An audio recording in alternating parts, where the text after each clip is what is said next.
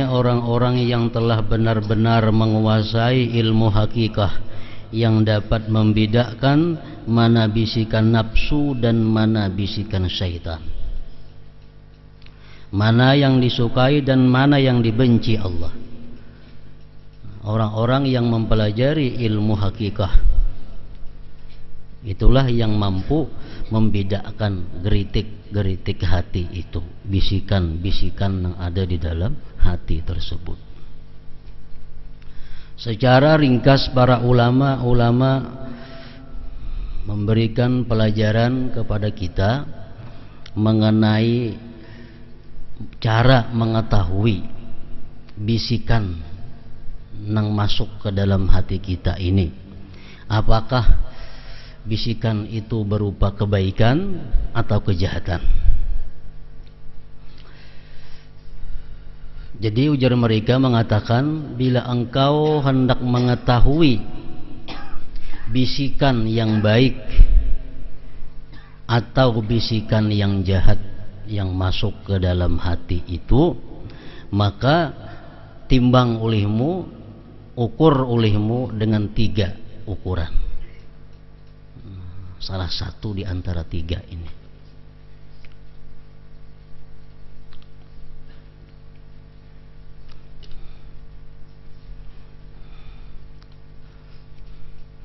Yang pertama, apabila timbul ada satu bisikan geritik hati, bisikan itu kita ukur dengan ilmu syara, kita ukur dengan hukum Allah. Apabila bisikan itu sesuai dengan hukum Allah, berarti itu baik. Bila bisikan itu bertentangan dengan hukum Allah, itu jelas sudah bisikannya kada baik.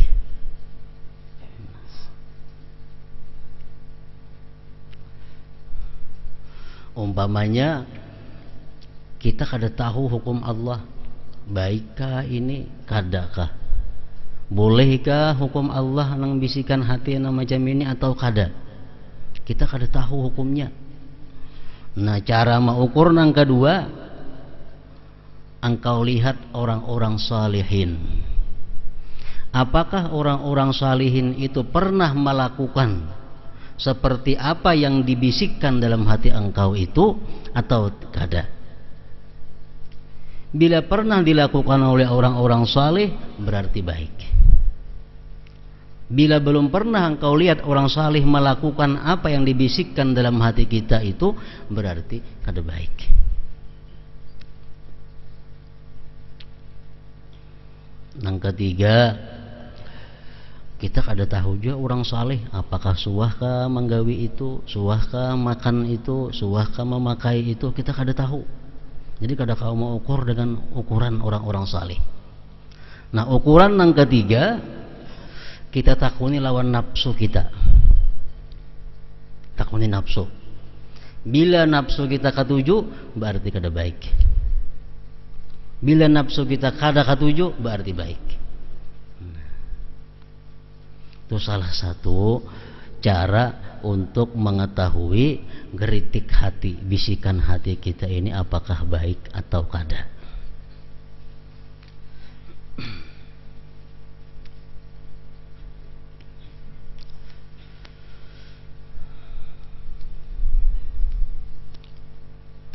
Misalnya dalam hati kita bergeritik hendak makan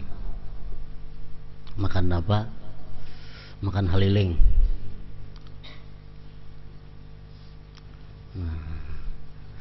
Makan haliling hendak.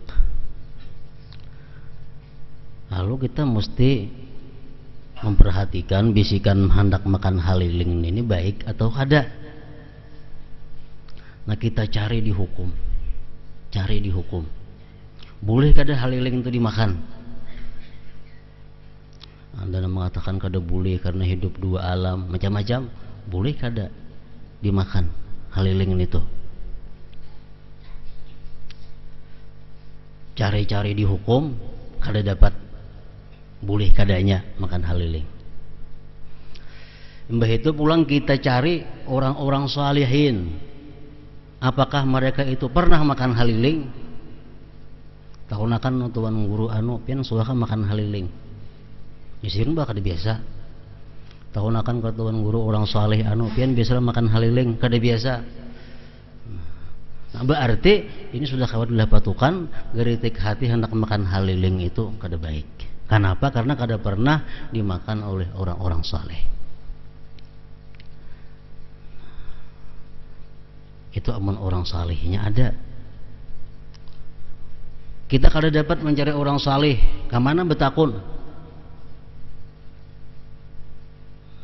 Maka ada haliling, hendak makan haliling, hukumnya kada tahu. Orang saleh yang ditakuni kada tahu di mana andaknya orang salihin. Takuni nafsu kita, kapingin kada haliling, kapingin berarti kada baik tuh. Kenapa? Karena inna nafsa la ammaratun bisu. Nafsu ini arahnya selalu nang kada baik.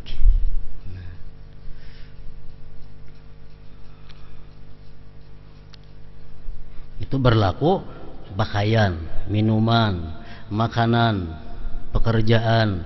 Nang apakah timbul geritik kita hendak melakukan itu baik atau kada? Nah, timbang dengan 3 perkara tadi. Cari hukumnya. Kalau kada dapat mencari hukumnya, cari orang saleh. Kada dapat orang saleh, cari nafsu saurang. Cari nafsu.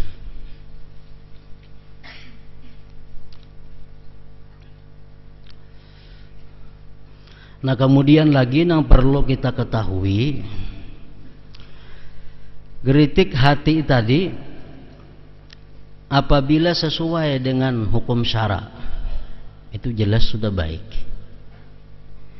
Geritik hati ini apabila pernah dilakukan oleh orang saleh berarti baik.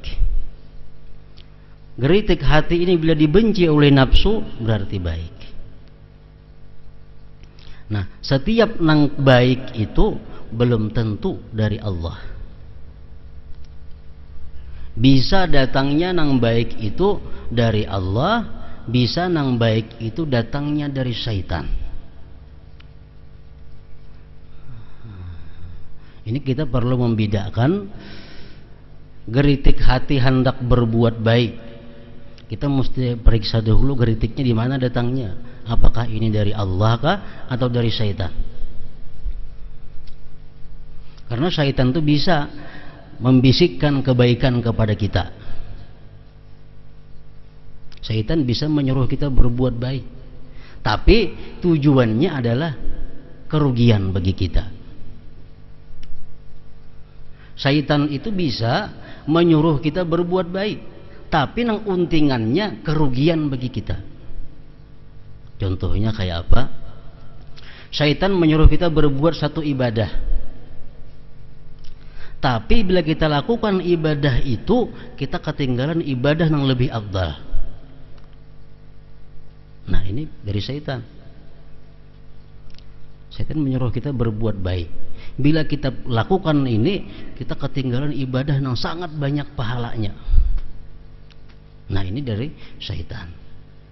Atau syaitan mengajak kita berbuat baik, tapi dia membisiki agar kita ujub, agar kita ria, agar kita kada ikhlas. Nah, itu kebaikan tapi bisikan daripada syaitan. Nah, jadi kita wajib mengetahui, ujar Imam Ghazali, wajib setiap orang yang hendak berjalan di jalan Allah mengetahui bisikan kebaikan itu apakah datangnya ini daripada Allah atau datangnya daripada syaitan.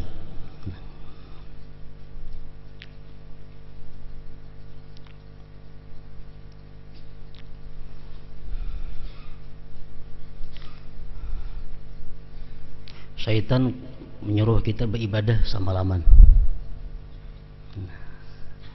Tapi gara-gara kita beribadah semalaman itu, pas kayaknya pukul 4 kita kada tahan lagi mata taguringan. Bangun pukul 8. Berarti subuh taliwat. Nah, ini syaitan menyuruh kita berbuat kebaikan, tapi kita kerugian, kehilangan kebaikan yang sangat besar daripada ibadah yang kita lakukan. Nah, itu syaitan.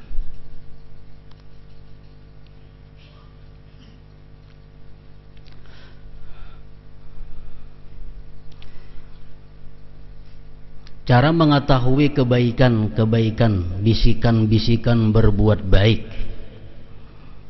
nang datangnya dari Allah, itu biasanya sesudah kita melakukan taat, sesudah melakukan ibadah. Tuntung sembahyang, tuntung baca Quran, tuntung baca salawat, tuntung menuntut ilmu, ada bisikan yang baik timbul di hati kita. Nah, itu biasa dari Allah. Kenapa? Sebagai hadiah dari Allah bagi orang yang sudah berbuat taat kepadanya, diberinya hadiah bisikan kebaikan. Nah, bila macam itu gawi.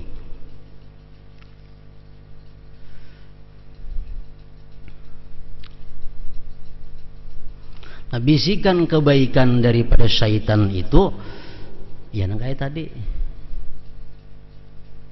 inya menyuruh kita berbuat baik, tapi ada puting-putingnya supaya